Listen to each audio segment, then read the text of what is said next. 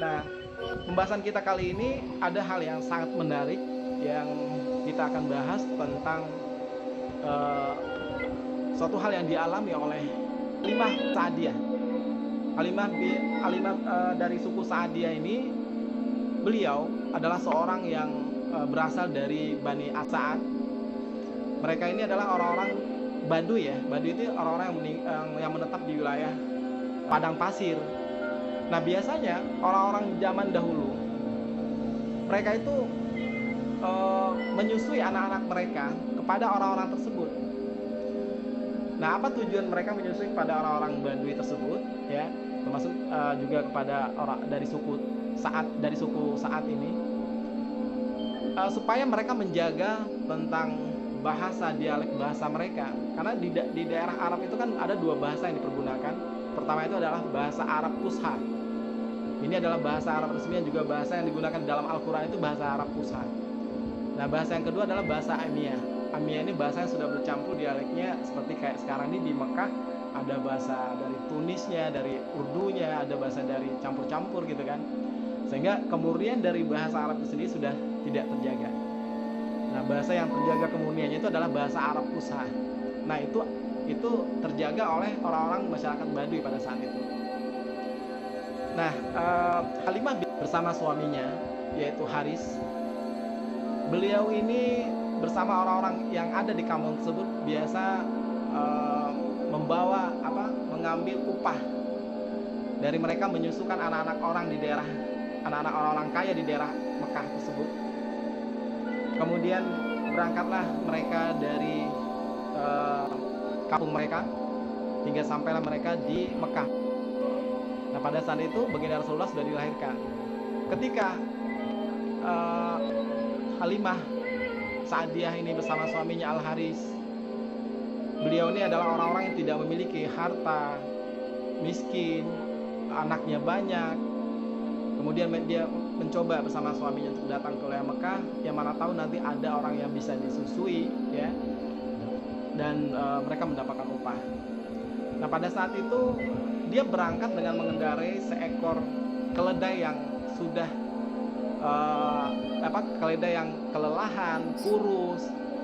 Kemudian pada saat itu orang-orang yang sama-sama berangkat pada saat itu sering mengolok-olok Halimah, segerakan kau telah menyelamatkan kita untuk sampai di wilayah Mekah. Jadi seperti itu yang disampaikan oleh teman-teman yang sama berangkat pada saat itu. Nah, setelah orang-orang itu sampai di wilayah Mekah, kemudian mereka berputar ya, mengelilingi wilayah Mekah pada saat itu, dan mereka masing-masing sudah mendapatkan anak susuan mereka. Ketika mereka mampir di rumahnya Aminah, mereka tidak mau mengambil baginda Rasulullah ini yang masih bayi, karena mereka pikir ya karena ini adalah anak yatim, ayahnya nggak ada, sedangkan kakeknya juga Abdul Muthalibnya betul orang berada, tapi dia sibuk dengan menjamu orang-orang yang datang nanti berumrah dan berhaji ke wilayah Mekah.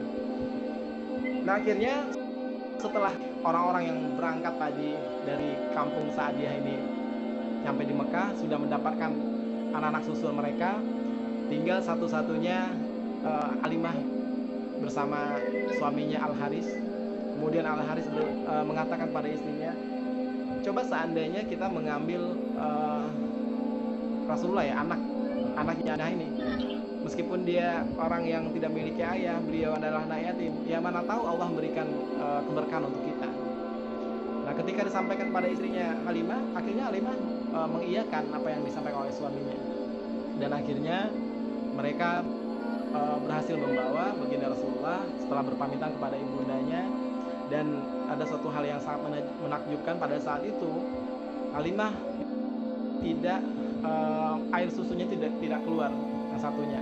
Jadi ketika dia menyusukan kepada baginda Rasulullah yang masih bayi ini, alhamdulillah karunia Allah, akhirnya air susunya keluar dengan lancar sekali.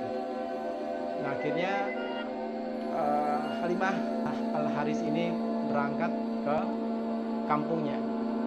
Nah, di dalam perjalanan ada kisah yang sangat menakjubkan. Yang tadinya keledai yang dibawa oleh Halimah dan suaminya Al-Haris ini kan sangat kelelahan, kecapean. Namun setelah beliau membawa Rasulullah yang masih bayi ini, Masya Allah, apa yang terjadi? Keledainya itu berlari sangat kencang. Bahkan orang-orang yang tadi barengan, berpapasan dengan orang-orang yang tadi berangkat barengan, sampai tidak percaya. Apakah ini hewan yang engkau bawa tadi ke kota Mekah? Iya, sekarang dia lari begitu kencangnya dengan semangatnya. Nah, sesampai di kampungnya di Bani Sa'ad ini, jadi beliau ini saat Halimah dan Al Haris ini memiliki onta betina yang tadinya beliau tinggalkan, mereka tinggalkan di kampungnya. Onta itu juga kurus, ya, tidak menghasilkan susu. Nah, tiba-tiba dengan keajaiban Allah memberikan sebuah kelebihan pada baginda Rasulullah ini. Pada saat itu ontanya itu dia sampai mereka tuh kaget. Ontanya yang ditinggalkan tadi kurus sekarang gemuk. Dan melihat susunya begitu diperas nggak habis-habis, dan akhirnya dia kasih kepada anak-anaknya, dan satu rumah itu akhirnya minum susu dari onta itu, dan bahkan saking banyaknya dia bagikan pada tetangganya. Masya Allah. Jadi Insya Allah keberkahan yang luar biasa, ya. Mbak Lisa. Keberkahan yang luar biasa. Insya Allah. Ini teman-teman, saya nahan air mata saya loh teman-teman. Insya Allah. Ini baru kelahirannya, belum perjuangannya teman-teman. Ya Allah, Allah. Jadi Allahumma sholli ala sayyidina Muhammad wa ala ali sayyidina Muhammad. di bulan Rabiul Awal, baginda Rasulullah, beliau hidup di tengah-tengah masyarakat Bani Sa'ad pada saat itu, dan banyak sekali keberkahan yang didapatkan oleh keluarga dari Halimah bin Sa'ad dan suaminya Haris dan anak-anaknya. Dan dikisahkan mereka juga punya 2 ekor kambing jantan dan kambing betina. Dan tidak cukup hanya sampai di situ, keberkahan juga terjadi. Kambing-kambingnya ini beranak pinak, Mbak Lisa. Dan ontanya ini, dari hasil kambing-kambingnya yang beranak pinak ini, akhirnya dijual sebagian oleh Haris, ya, suaminya Halimah ini, dan akhirnya dibelikan onta jantan untuk mendampingi onta betinanya. Dan akhirnya berkembang pesat, banyak sekali anak-anak dari onta-onta dan kambing-kambing itu. Nah, sehingga pada saat kemudian Halimah dan suaminya Haris ini terlombakan menjadi orang kaya di wilayah tersebut. Masya Allah, itu keberkahan yang luar biasa, ya. Karena seorang nabi yang mulia yang diasuh oleh Halimah bin Sa'ad ini, ya, bersama suaminya, berulang kali mendapatkan keberkahan. Dan bahkan juga diriwayatkan sebagian asar, ketika Halimah dan anak-anaknya mengembalakan hewan-hewan ternak mereka, bahkan orang-orang di kampung tersebut, mereka sudah punya asumsi bahwasanya kalau kita mau mengembalakan hewan-hewan ternak kita ikutin aja di mana tempatnya Halimah dan suaminya mengembalakan hewannya, pasti akan gemuk. Masya Allah. Nah, itulah yang sampai terjadi. mereka berasumsi seperti itu. Betul. Ya Bang Aldi ya. Nah, betul lah itu yang terjadi. Dan akhirnya orang-orang yang menumpang, ya, di mana hewan-hewan ternak tersebut digembalakan, nah disitulah orang-orang kampung tersebut juga ikut, dan akhirnya ikut gemuk. Jadi mendapatkan keberkahan dari luar biasa dengan kehadiran baginda Rasulullah SAW.